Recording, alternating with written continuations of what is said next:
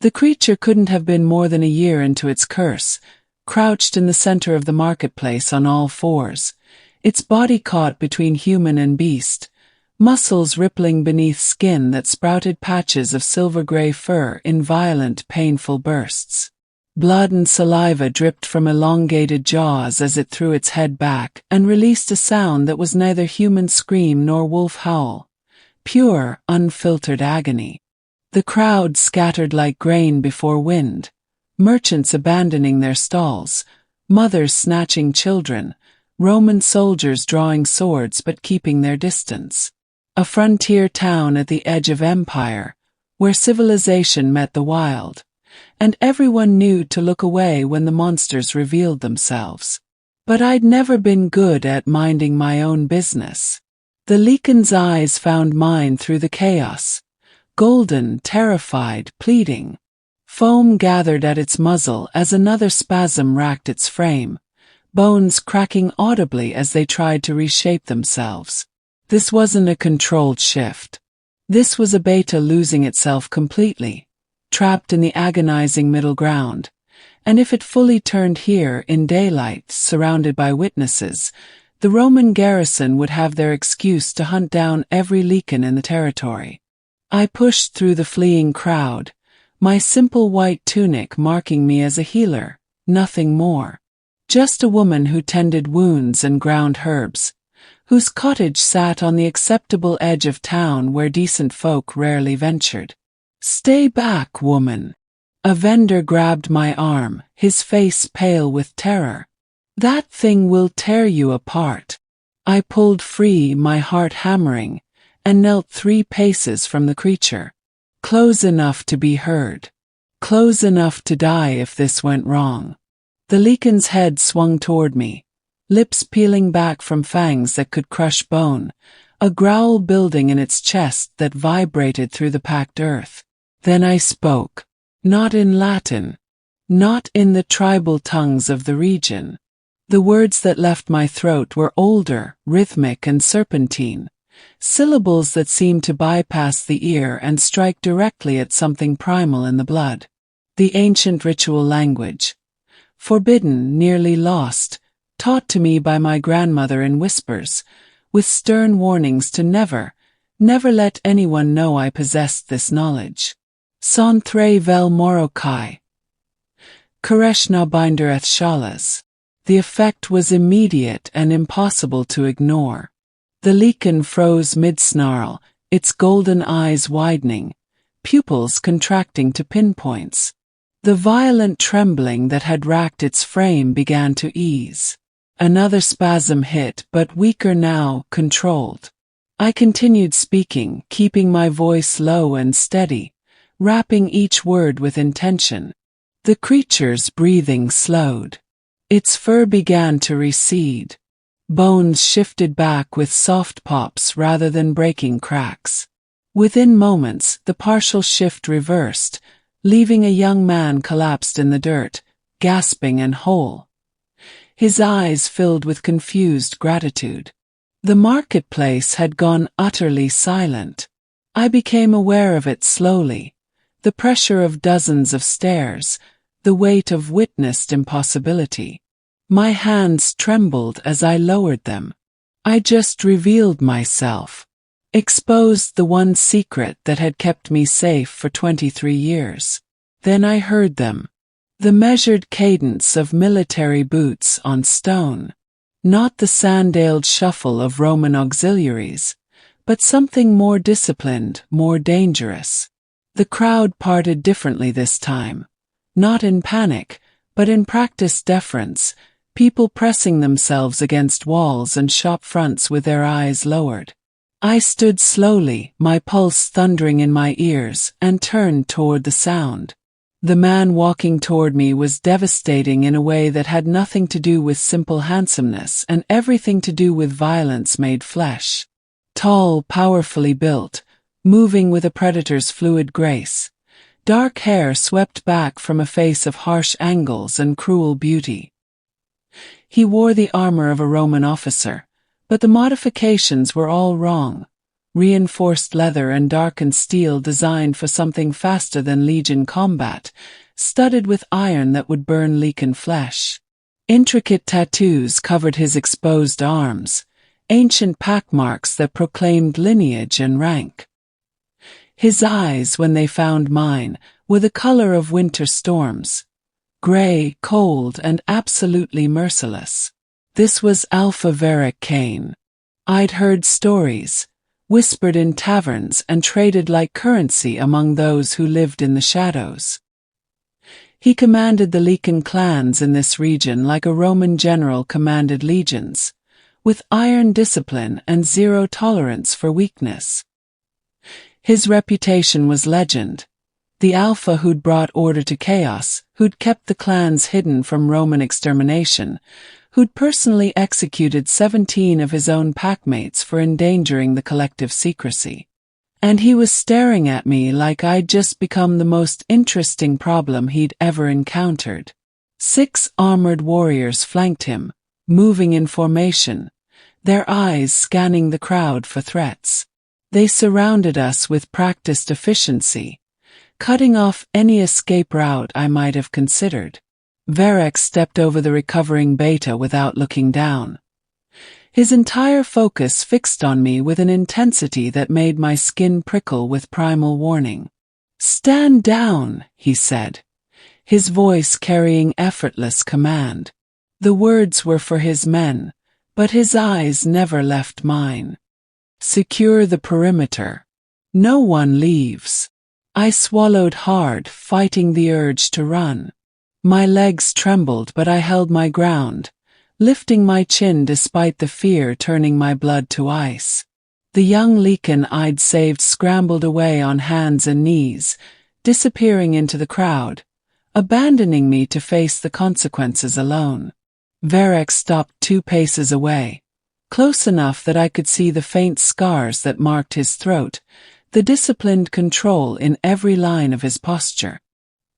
He radiated danger the way a forge radiated heat, impossible to ignore, impossible to escape. "The language you spoke," he said quietly, his voice deceptively soft. "That was old tongue. The ritual speech used by the first packs. It wasn't a question." His eyes traced my face, cataloging every detail with ruthless precision. "It has been lost for 3 centuries. No living Lycan speaks it. No human should even know it exists." I said nothing. What could I say? Lying would be pointless. He'd heard what he'd heard, seen what he'd seen.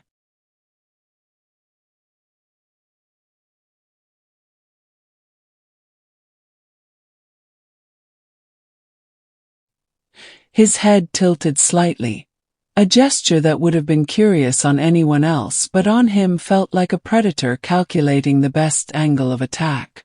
"You calmed a beta in full crisis. Reversed a violent shift with nothing but words." Something flickered in his storm-gray eyes. Not quite emotion, but a kind of strategic hunger. "That power is supposed to be extinct. I was just trying to help," I managed, hating how my voice shook. He was suffering. I couldn't just. "Where did you learn it?" The question cracked like a whip, sharp and demanding. When I hesitated, his expression hardened. One of his warriors shifted, hand moving to his sword, and I understood in that moment exactly how much danger I was in. These men didn't make arrests. They made problems disappear.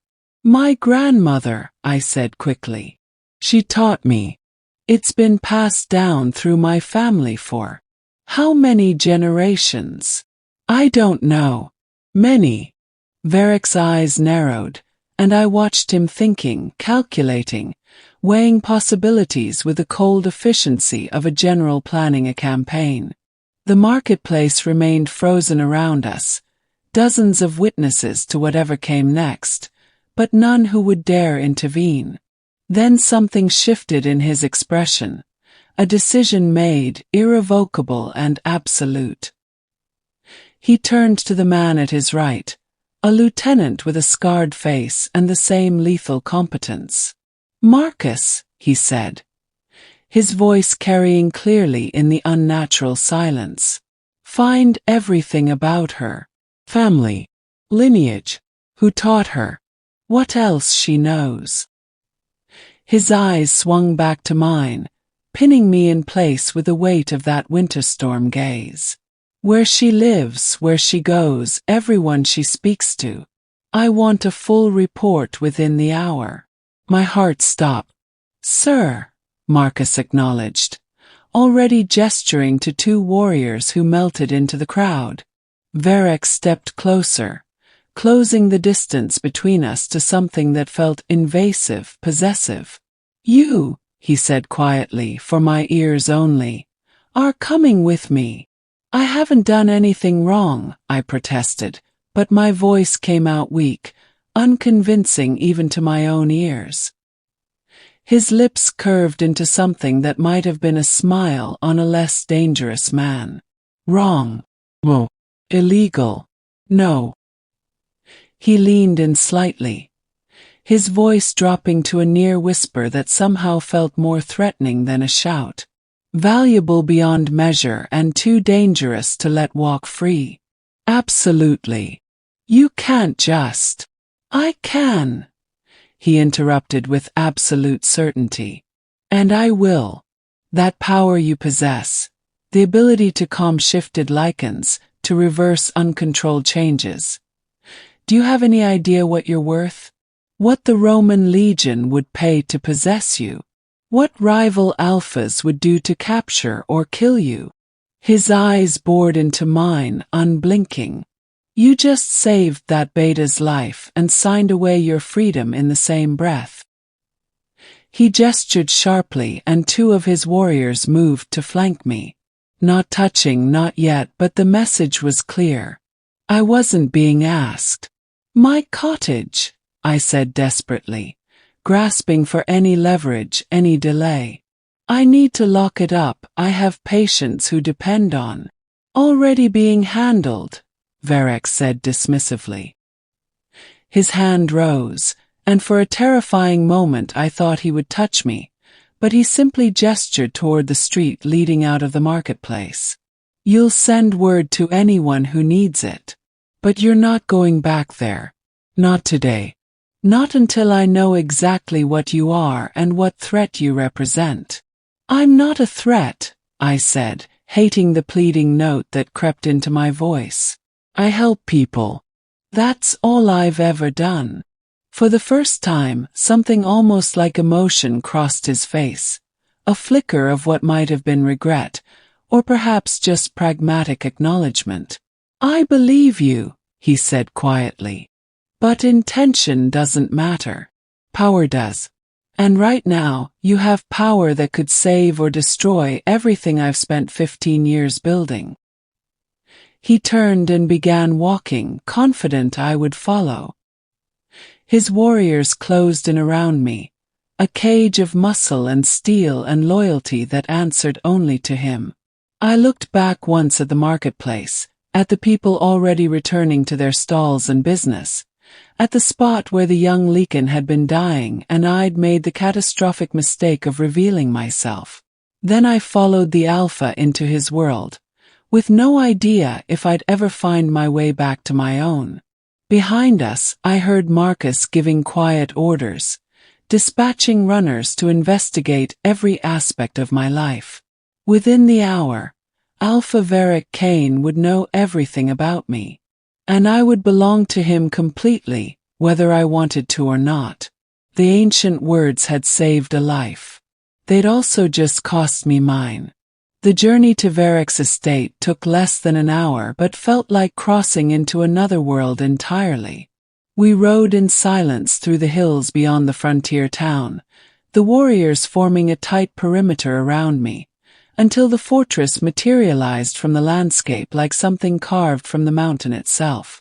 High stone walls, narrow windows, watchtowers manned by sentries whose eyes gleamed gold in the fading light. This wasn't a home. This was a military compound designed to withstand siege. The gates closed behind us with the finality of a tomb sealing. Inside, the main hall lived up to every brutal expectation. Cold gray stone, minimal furnishings, weapons mounted on walls alongside maps marked with territorial boundaries and patrol routes. Everything was precise, ordered, functional. No warmth, no softness. The hearth burned but gave off light without comfort, and the few servants I glimpsed moved like ghosts, silent and efficient. Varek led me to a chamber that could have been a war room or an interrogation cell. The distinction felt irrelevant. A heavy wooden table dominated the space, surrounded by chairs that looked more like thrones. He dismissed his warriors with a gesture, and suddenly we were alone, the door closing with a sound that made my stomach drop. He didn't sit. He circled me slowly, his boots echoing on stone, those storm-gray eyes cataloging every detail with predatory focus. I forced myself to stand still, to meet his gaze when it landed on me, even though every instinct screamed to run. "The ancient ritual language," he said finally, his voice cutting through the silence like a blade. "Where did your grandmother learn it?" "From her mother," I said, keeping my voice steady. "Who learned it from hers? It's been passed through the women in my family for as long as anyone can remember. How many others know it?" "Just me now. My grandmother died 3 years ago." Something flickered in his expression. Calculation, perhaps satisfaction. He stopped his circling, positioning himself directly in front of me, close enough that I had to tilt my head back to maintain eye contact. The tattoos on his arms seemed to writhe in the firelight, ancient pack symbols that marked him as something far more than human. "Do you understand what you possess?" he asked quietly, and somehow the softness was more terrifying than a shout. "The ability to control Lycan shifts, to calm the beast when rationality fails. That power has been lost since the first packs walked these lands. Alphas have killed for less. Romans would pay a fortune. Rival clans would wage war. I only used it to help," I protested. "That beta was suffering, he would have." "I know what he would have done," Varek interrupted, his voice hardening. "He would have fully turned, slaughtered half the marketplace, and given the Roman garrison justification to hunt down every Lycan in the territory. You saved his life. You also saved dozens of others." He leaned in slightly, his presence overwhelming. "But you also revealed yourself. Made yourself a target. Made yourself mine." The possessive certainty in that last word sent ice through my veins. "You can't keep me here," I said, but even I heard how weak it sounded. His lips curved into something that wasn't quite a smile. "I can. I will." He straightened, crossing his arms over his chest, the military commander emerging fully. "As of this moment, Morwen Rosewood, you are classified as a strategic asset of the northern Lycan clans. You will remain here, under my protection and my command. You will teach me everything your grandmother taught you. You will use your gift when and how I direct. And if I refuse, then you die," he said simply, brutally honest. "Not by my hand, I need you alive. But the moment you leave this compound, you become prey. Every enemy I have will hunt you. Every rival alpha will try to capture or kill you. The Romans will dissect your knowledge and use it to enslave my people." His eyes bored into mine. "Your freedom ended the moment you spoke those words in the marketplace. The only question now is whether you survive what comes next." The room felt too small suddenly, the walls closing in. "So I'm a prisoner. You're protected," he corrected. There's a difference. Not from where I'm standing. For a long moment, he just looked at me, and I thought I saw something almost like regret flicker across his face before the iron control reasserted itself. You'll have comfortable quarters, access to anything you need. But you don't leave without my permission, and you don't use that power without my knowledge. He turned toward the door, then paused. Learn to accept it, Morwen. This is your life now. And if you're wise, you'll realize that being mine is the safest thing you could possibly be. The door closed behind him, and I heard the distinct sound of a lock engaging. Protected, he'd called it. But the bars were still there, even if I couldn't see them. They came for me at dawn. Not Varek, but Marcus, his scarred lieutenant, along with 2 guards who escorted me through corridors that smelled of stone and weapon oil. No explanations, no pleasantries. Just the silent march deeper into the compound until we reached what could only be described as a reinforced cell block, where the walls were twice as thick and the doors bore scratches that gouged inches into solid oak. Varek waited in a central chamber, his arms crossed, his expression carved from granite. Behind him, chained to iron rings embedded in the stone floor, were 2 young men, barely more than boys, really, maybe 17 or 18. Their eyes flickered between human brown and Lycan gold, their breathing ragged and uneven. Sweat poured down their faces despite the cold air. One of them whimpered, the sound caught between human and beast. They're newly turned, Varek said without preamble. Brothers. Attacked by a rogue 3 months ago. They can't control the shift. Every full moon they lose themselves completely. Without intervention, I'll have to execute them before they slaughter their own family. I stared at him, understanding dawning like ice water in my veins. You want me to stabilize them, he finished. Prove your power works on more than marketplace accidents. I'm not your performing animal, I said, anger flaring hot and sudden. You can't just drag me down here and expect. I can, and I am. His voice remained level, implacable. You have a gift that can save lives. These boys are dying by degrees, losing their humanity with every shift. You can help them, or you can watch me put them down like rabid dogs. Choose. The cruelty of it stole my breath. To force my hand like this, to use suffering as leverage. It was manipulation at its most ruthless. But the brothers were looking at me now with desperate, pleading eyes, and one of them whispered please in a voice that cracked halfway through. I closed my eyes briefly, hating Varek with an intensity that burned. Then I knelt between the 2 boys, placing my hands on their trembling shoulders, and began to speak. The ancient ritual language poured from me, each syllable weighted with intention. I felt their bodies respond immediately, the violent trembling easing, the erratic breathing steadying, the golden bleeding from their eyes like fog lifting. The shift that had been clawing at them from the inside released its grip, and they sagged forward in their chains, gasping with relief.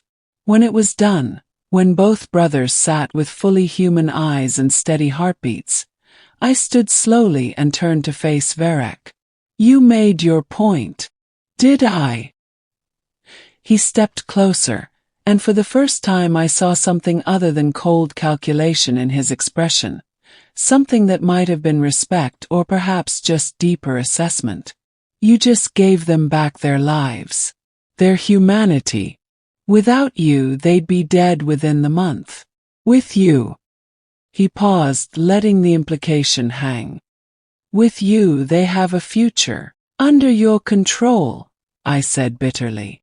Under my protection, he corrected. As you are. As they are. As everyone in this compound is. He gestured, and Marcus began unlocking the brothers' chains. I can offer you something, Morwen. More than captivity, purpose. Use your gift to save lives, to stabilize young Lycans, to prevent the violence of uncontrolled shifts, to protect both my people and the humans who live in ignorance around them. In exchange for what? My freedom. In exchange for safety. Luxury. Everything you could want within these walls. His eyes held mine. A library. Servants. Fine clothes. Your own garden. The knowledge that you're doing something that matters. Something only you can do. I looked at the brothers, now slumped against each other, exhausted but whole. At Marcus, whose scarred face held a grudging approval.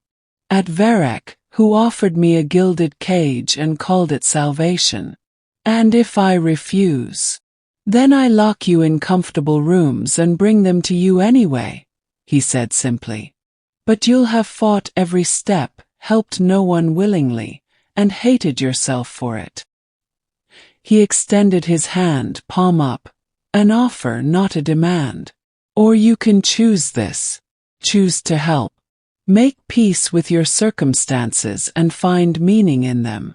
I didn't take his hand. But I didn't walk away either. I want access to medical supplies, I said quietly. Herbs. Books on healing. And I want to see anyone I help afterward, to ensure they're truly stable. Done. And you don't touch me. Ever. I'm not, I won't be. You have my word, he interrupted. His voice surprisingly gentle. You're here for your gift, nothing more. It wasn't freedom. It wasn't even close. But it was survival with purpose. And perhaps that was the best I could hope for. Then I accept, I whispered. And felt the last of my resistance crumble into accommodation. 3 weeks in the compound taught me that luxury was a relative term. My quarters were indeed comfortable. Spacious rooms with thick rugs, a proper bed, windows that overlooked the mountain valley. The servants brought me anything I requested. The library Varek promised materialized, stocked with texts on herbalism and anatomy. I had everything except the one thing that mattered. The ability to leave. But I also learned that Varek's burden was far heavier than I'd imagined. I saw it first during the Roman envoy's visit. I'd been walking the compound's inner courtyard when raised voices drew me to the war room's open window. Varek stood rigid before a Roman officer in pristine armor. His own posture military perfect, but his jaw clenched with barely contained fury.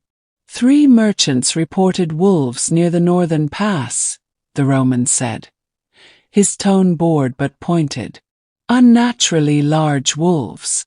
The governor is concerned. Mountain wolves, Varek replied evenly. We've tracked them.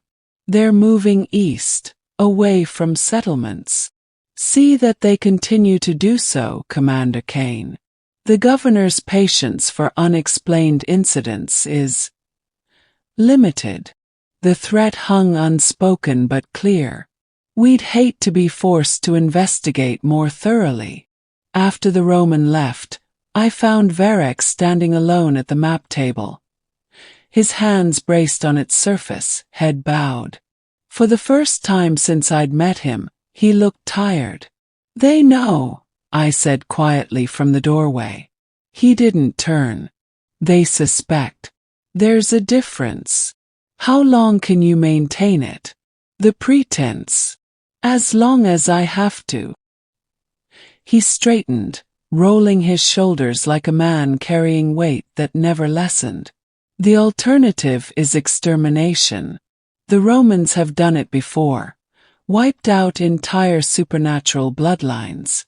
I keep us disciplined, hidden, and they let us exist. It's a balance measured in lives. I stepped into the room, drawn by something in his voice. exhaustion perhaps, or the bleak acceptance of a man fighting an endless war. Is that why you're so rigid? So controlling? Yes. He finally looked at me, and the raw honesty in his eyes was startling. One mistake, Morwen. One Lycan loses control in the wrong place, and we all burn. So I am rigid. I am controlling. I execute my own people when they threaten the whole. His voice dropped. And I sleep poorly for it. There has to be another way. Not every problem requires violence. Doesn't it? He moved around the table toward me, not threatening but intense. Last year, a young beta thought he could ignore pack law. Thought he could shift whenever he pleased. Hunt near Roman roads for the thrill of it. I warned him. Disciplined him. Gave him every chance.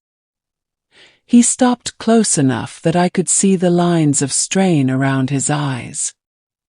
He killed a Roman patrol, 6 men.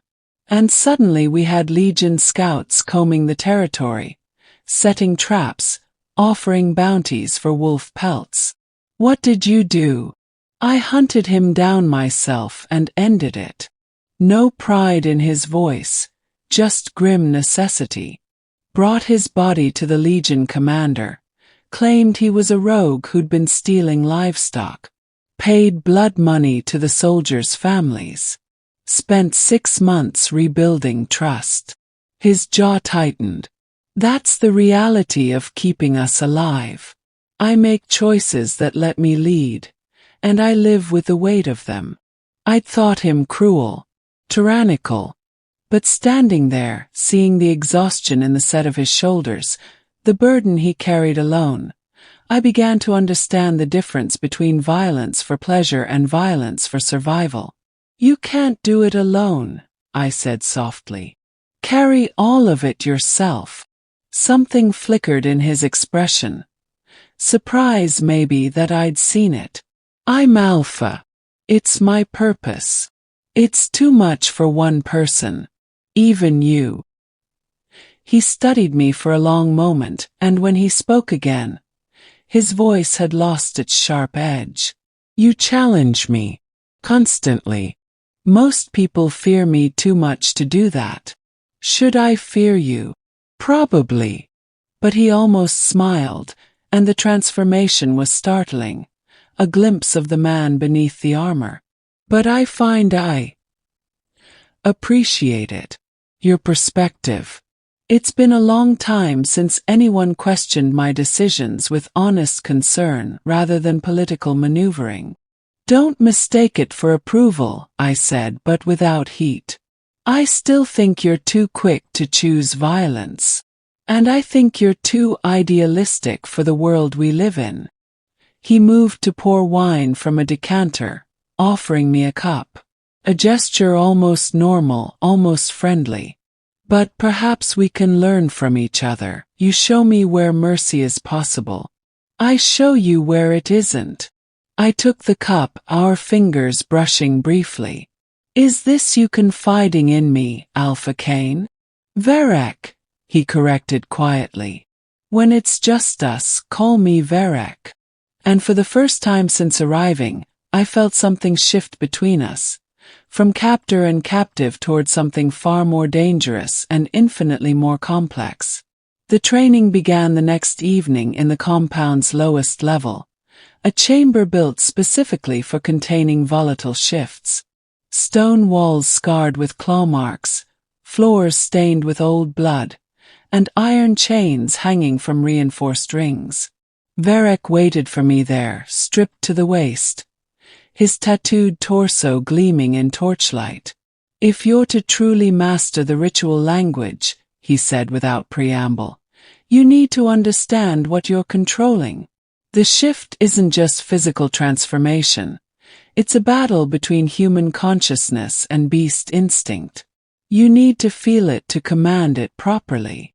I kept my eyes on his face, refusing to let my gaze wander lower despite the distraction of all that bare skin and lethal muscle. How exactly am I supposed to feel your shift? By being close when it happens.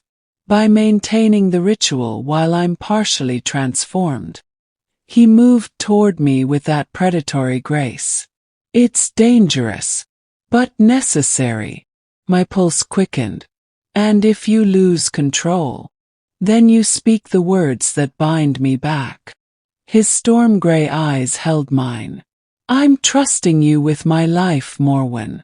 The question is whether you trust yourself. I didn't, but I nodded anyway. The first shift was controlled, deliberate. Varric's eyes bled to gold. His canines elongating, muscles rippling as they reshaped beneath his skin. I stood close, too close, and began the ritual, my hands hovering near his chest to feel the transformation's rhythm. The heat radiating from him was incredible. His breathing harsh and animal. When my palm accidentally brushed his skin, he growled, and the sound vibrated through my bones. Don't stop, he rasped, his voice half-human. Keep speaking. I did, forcing steadiness into words that wanted to tremble.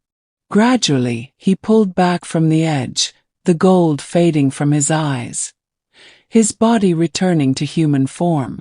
But he didn't step away. Neither did I. Again, he commanded. We repeated it, and again, each time pushing further, holding the partial shift longer, forcing me to maintain the ritual through increasingly intense transformations. By the fifth attempt, I was pressed against him, my hands on his chest to track the shift's progression, feeling his heart hammer beneath my palms like a war drum. The boundary between ritual and something else was blurring dangerously. You're not afraid of me, Varric said suddenly, his voice rough. He'd pulled back from the shift but hadn't moved away, and we stood close enough that I could feel his breath on my face. Even now, even like this, should I be? Everyone else is. His hand came up slowly, giving me time to retreat, and cupped my jaw. Even my own people. They follow me out of loyalty and discipline, but they fear what I am. What I could do. His thumb traced my cheekbone. But you stood in a marketplace and knelt beside a feral Lycan. You challenge me to my face. You touch me during the shift without flinching. You need someone who isn't afraid, I whispered, though my heart was racing for entirely different reasons now. Someone who sees you as more than a weapon. Is that what you see? I should have lied. Should have maintained the professional distance we'd been pretending existed. But his eyes were so intense, his hand so gentle despite the calluses, and the truth escaped before I could stop it. I see a man trying to save his people at the cost of his own humanity. I see someone who carries too much alone. I see. He kissed me. Not gently. Not tentatively. It was claiming and desperate and utterly overwhelming, one hand still cupping my face while the other wrapped around my waist, pulling me flush against him. The kiss tasted of danger and longing and barely restrained wildness, and I gasped against his mouth, my hands fisting in his hair without conscious thought. When he finally pulled back, we were both breathing hard, and his eyes had bled partially gold again, not from the shift but from want. I need you, he said roughly, his forehead pressed to mine. Not just your power. And that terrifies me more than any enemy I've ever faced. Varric, tell me to stop. His voice was ragged. Tell me this is wrong, that I'm your captor and you're my prisoner, and I'll walk away. I'll keep this professional. But tell me now, because if you don't, kissed him back. The professional boundary didn't just shatter. It incinerated, and neither of us tried to salvage it. What followed wasn't the romance I'd read about in scrolls or heard in marketplace tales. Varric didn't court me with poetry or flowers. Instead, 3 days after that first kiss, he summoned me to the war room at midnight and laid out exactly what being with him would mean. "I won't lie to you," he said without preamble, his face illuminated by a single oil lamp. "If you accept me, accept this, you need to understand what you're choosing." He gestured to the maps spread across the table, marked with territories and threat assessments. "I've killed 43 people in the 15 years I've been Alpha. Lycans who threatened the clan's secrecy. Humans who discovered too much. Rivals who challenged my authority." The number hit me like a physical blow. 43. 43, he confirmed, his voice steady but his eyes watching me carefully. "Some deserved it. Some were just in the wrong place at the wrong time. All were necessary to keep hundreds of others alive." He moved around the table toward me. "As my partner, you'll carry that knowledge, that weight. People will see you as an extension of my power, which makes you both protected and targeted." "You're trying to scare me away," I said quietly. "I'm trying to be honest." He stopped close but didn't touch me, giving me space to think. "Every rival Alpha will see you as my weakness. A human who can control shifts, your leverage and threat combined. There will be attempts on your life, kidnapping plots, and I will respond with the violence I'm known for, which you'll witness and have to reconcile with the man you—" He paused, something vulnerable flickering across his face. "With the man you might come to love." "I need to ask you something," I said, my voice steadier than I felt. "Those 43 people, were any of them truly innocent? Children? People who meant no harm?" He held my gaze. "Define innocent." "A Roman scout who stumbled on a clan gathering. He was just doing his job, but letting him report would have meant extermination. A merchant who saw a shift and planned to sell the information. He wasn't malicious, just opportunistic." "Where's the line, Morwen?" "That's not an answer." "No," he said quietly. "I have never killed a child. I have never killed someone who couldn't have been a threat, however indirect. But I've made choices that haunt me. Ended lives that might have been spared in a different world, with different stakes." His jaw tightened. "I am not a good man. I'm an effective Alpha. There's a difference." I turned away, moving to the window, staring out at the compound's torchlit walls. Everything he said made sense from his perspective. Pragmatic, ruthless, necessary. But it was still violence. Still death. Could I love a man who carried 43 souls on his conscience? "Why tell me this now?" "Yes. After the kiss. After." "Because you deserve the choice," he interrupted. "The real choice, with full knowledge of what you're accepting.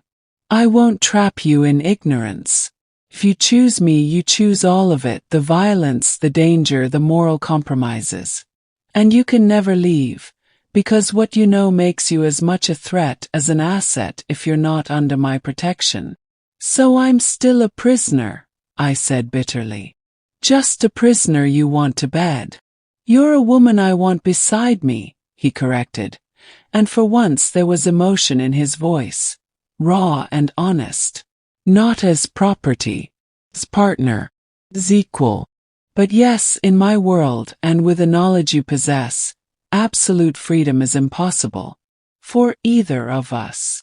I turned back to face him, this powerful, brutal, burdened man who just laid his darkest truths at my feet. I thought of the young Lycans I'd saved, the lives I could continue to protect. I thought of the way he'd confided his exhaustion, the weight he carried, the man beneath the Alpha's armor. "Have you ever loved anyone?" he asked. "No." The answer came without hesitation. "Love is liability, weakness, until you." The vulnerability in those last two words broke something in me. I can't promise I'll agree with every choice you make. I'll challenge you. Push back when I think you're wrong. I'm counting on it. And if I commit to this, to you, you don't get to hide things from me. No more secrets. No more protecting me from the ugly truth. Agreed. He stepped closer, close enough to touch but still waiting. What are you saying, Morwen? I took a breath, feeling the weight of the decision settle over me like a mantle. I'm saying yes. To you. To this world. Even knowing what it costs. I met his eyes.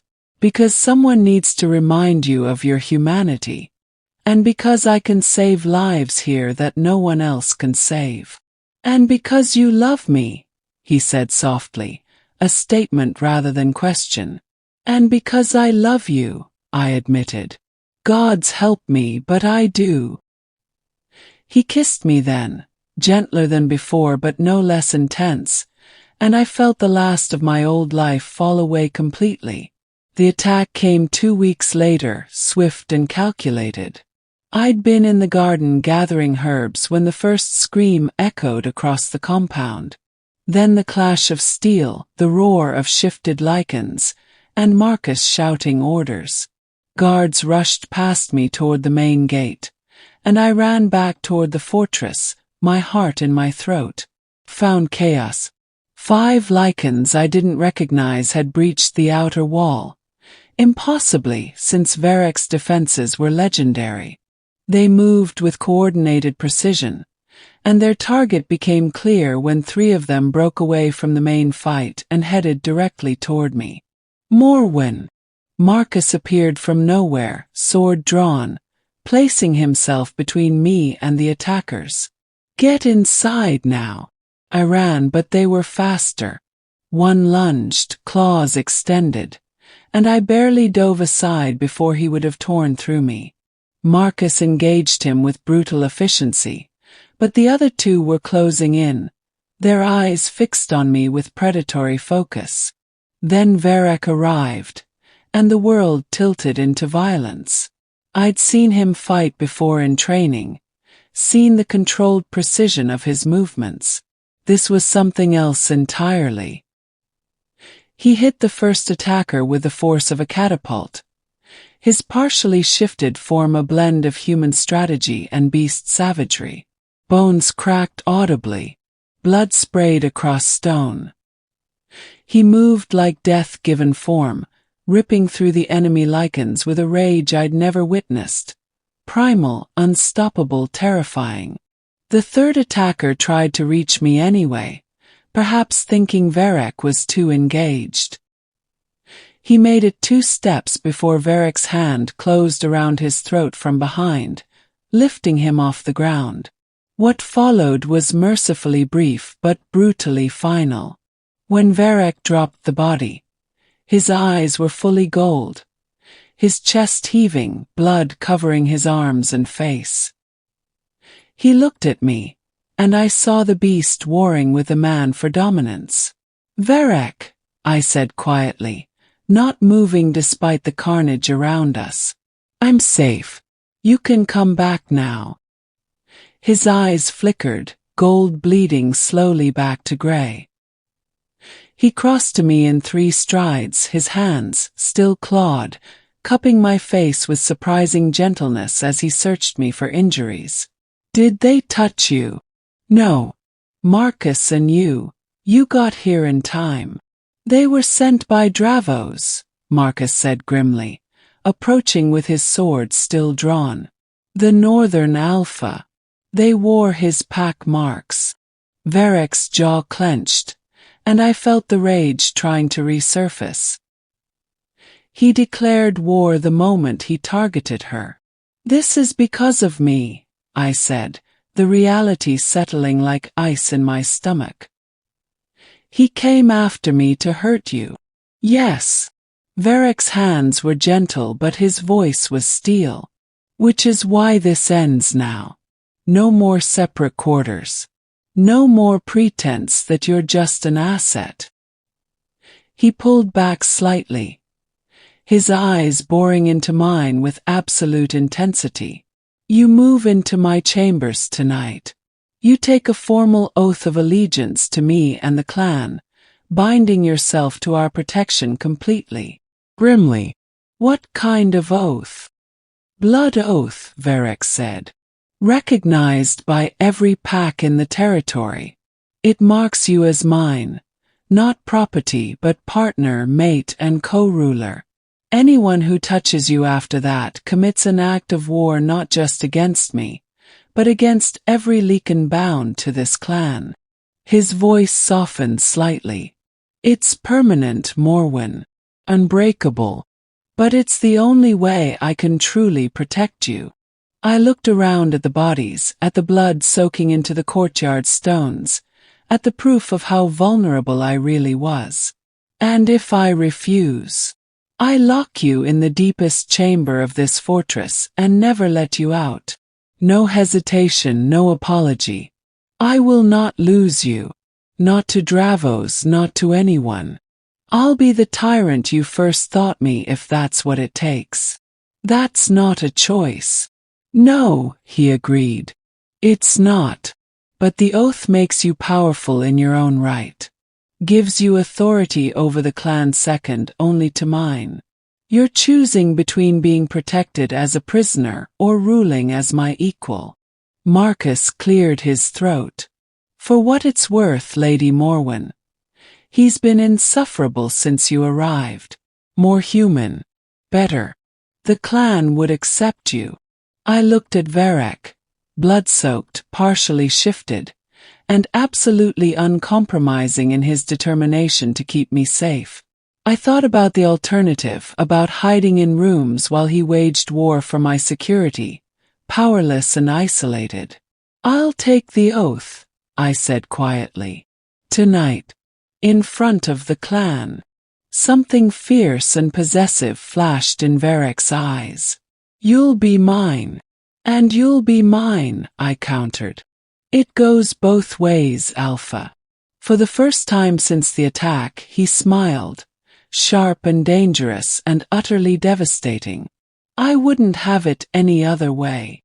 That night, I bled for him, swore to him, and became something I'd never imagined. The Queen of Wolves, bound to the most dangerous man I'd ever known. Dravos came for us at the new moon, when Lycans were weakest, unable to draw on the lunar pull for strength. He brought 30 warriors to our gates, a declaration of total war. Varric met him with 20, trusting discipline over numbers, and I watched from the fortress walls as my mate, my Alpha, led his pack into battle. The clash was brutal and efficient. Varric's warriors fought like the legion he'd trained them to be, coordinated and lethal. But Dravos was older, cunning, and he'd planned for Varric's tactical superiority. When the northern Alpha shifted fully, a massive beast nearly twice the size of any other Lycan, and drove straight for Varric, I saw the trap spring. 3 of Dravos's warriors broke formation and attacked Varric simultaneously while their Alpha closed in. Varric fought magnificently, taking down 2, but the third's claws raked across his ribs, deep enough that I saw the spray of blood from the walls. Then Dravos hit him like a battering ram, jaws closing on Varric's shoulder, tearing through muscle and tendon. Varric roared, and the sound was wrong. Pain and rage spiraling into something uncontrolled. His shift began violently, bones cracking and reforming, but it wasn't tactical anymore. It was berserker, the beast taking over completely, fueled by injury and fury. He'd lose himself to it, become the very thing he'd spent 15 years preventing, and his own warriors would have to put him down. I didn't think. Ran. Marcus tried to stop me as I burst through the gates, but I shoved past him, racing across the battlefield toward where Varric thrashed and snarled, attacking friend and foe alike. Dravos circled him, waiting for the perfect moment to deliver a killing blow to an alpha who'd lost all reason. "Varek!" I screamed, but he didn't hear me. Couldn't hear anything past the beast's fury. So I stepped directly in front of him. His clawed hand swept toward my throat, would have torn it out, but I spoke the ancient ritual language with every ounce of power I possessed. Not the gentle calming I'd used before. This was command, absolute and unbreakable, the words resonating with an authority that bypassed consciousness and struck at the primal core of what he was. Crescent bindery Morwen. Then Thravel Koresh.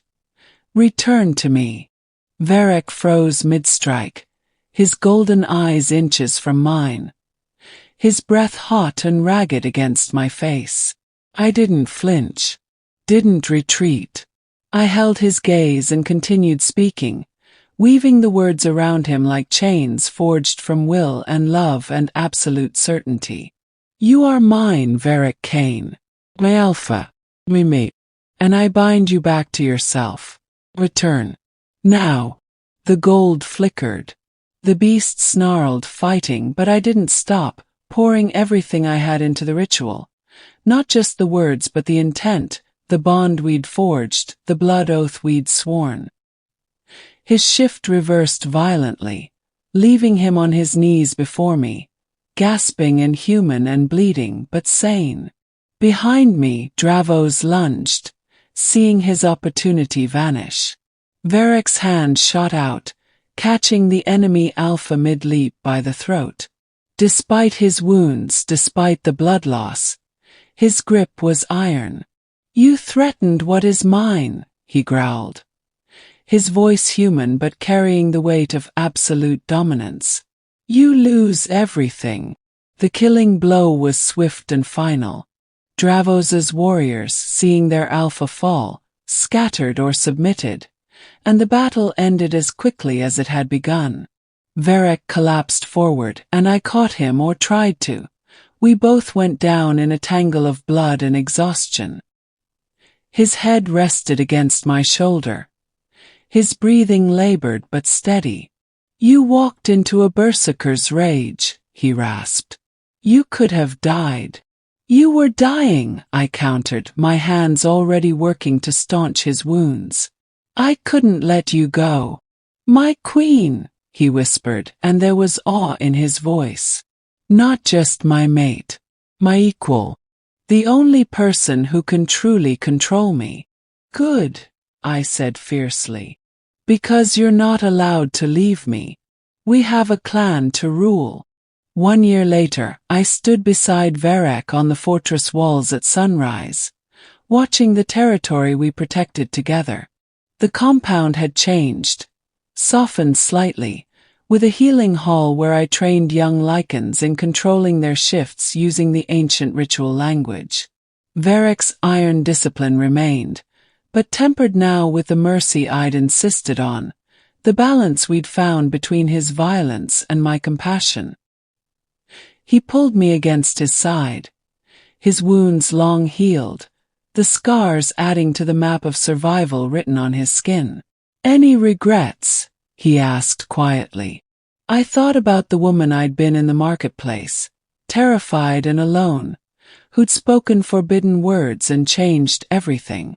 I thought about the freedom I'd lost and the purpose I'd found, the love I'd never expected and the power I'd claimed. "Not a single one," I said, and kissed the warrior who'd tried to own me and ended up belonging to me just as completely. We ruled together, the Alpha's sword and the ritual's tongue, and our clan thrived under the balance we'd forged from violence and healing, from domination and partnership, from two souls who'd found their match in the most dangerous of circumstances. The ancient words had saved more than one life. They'd saved us both.